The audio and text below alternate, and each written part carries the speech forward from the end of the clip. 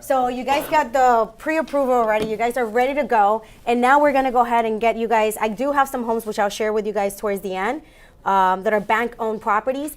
And on them, it would actually say, hey, you can only buy from the outside. You can't go inside. I did want to talk to you a little bit about auctions because you actually can go to auction. That's something you definitely can do. But here's what's happening right now in auction. There's a lot of individuals, I'm not going to say nationality or whatever, just like all of us that have money, right? And they just don't have the time to go to an auction. So what do? They hire a realtor. So think about this. Now you got a realtor that's going into auction. Now you have some investors that are there that's all they do. And these realtors, investors, are there outbidding on properties. And why are they doing that? It's because the realtor, it's not his money, so he doesn't care. So he's going to go ahead and sell this home because they're making $10,000 just for being an auction. So when you're in auction, you're fighting with the realtors, you're fighting with the investors, and you're buying something that you don't even know what the conditions are. So just kind of have that in mind that this is the reality when you do go to an auction. The good thing too is that, and we'll go over title, is that, for example, I had a client, they bought a property in auction, everything's good to go, and that's the house in Ozone Park that you know of.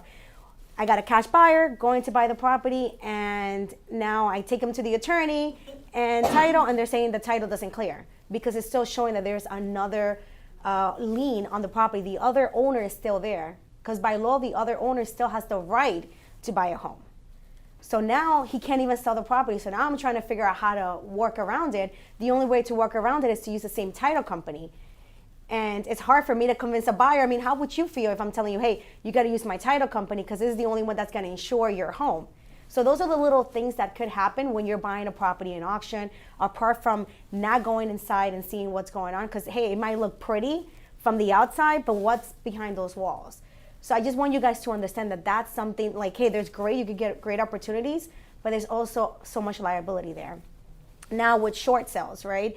I do have a list of, even if you guys want, I mean, you don't have to use my list. You can go on Zillow, and on Zillow, you'll see pre-foreclosure homes, right? So pre-foreclosure, you can go knock on those doors. I can give you guys phone numbers if you want and reach out to those homeowners. Now, what's the problem with that is that these homeowners, they've been there, just like I said, they've probably been paying for 10, 15 years, their mortgage. Now they lose their job, and now the bank is getting them out, and it's like, okay, what happened to all my equity? For 2 years, they can stay there. So they're not gonna want, if you come and say, hey, I wanna buy your home cash, they're gonna be like, I could care less, I wanna stay, I don't wanna lose my home. So you're getting that as well, right? That's what you're getting with the short term. But sometimes you might get somebody that says, yes, but it's a lot of hit and miss, hit and miss. Again, guys, I've been doing this for 5 years, looking for a short sale, looking for an opportunity. They're not that easy to get. But if you focus on that, like for me, I can't focus on knocking on people that are losing their home. I need to focus on getting people that actually want to sell their home and they have a lot of equity. So if you guys want that, I can definitely set another meeting and we can go more into that and give you guys a list so you guys can target those people. I can tell you what to tell them. And we have an attorney that can kind of go over that a little bit more. And I think those are the only, and then with the REOs, the REOs, just so you think, just so you can have in mind. So now you go to the auction. So in the auction, you have, like I said, a realtor, you might have their bidding, you might have an investor bidding there. You also have the bank that are there bidding.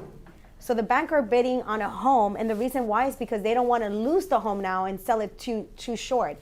So their idea is like, okay, I want 500. So they might say, okay, 500, and they're the actual bank.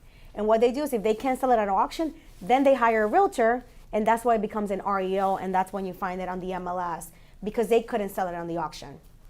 So that's kind of giving you guys an idea. So now I want to bring over Karina. Guys, my friend Karina, sorry. She's title. Chloe, right? That's how I know her, Chloe.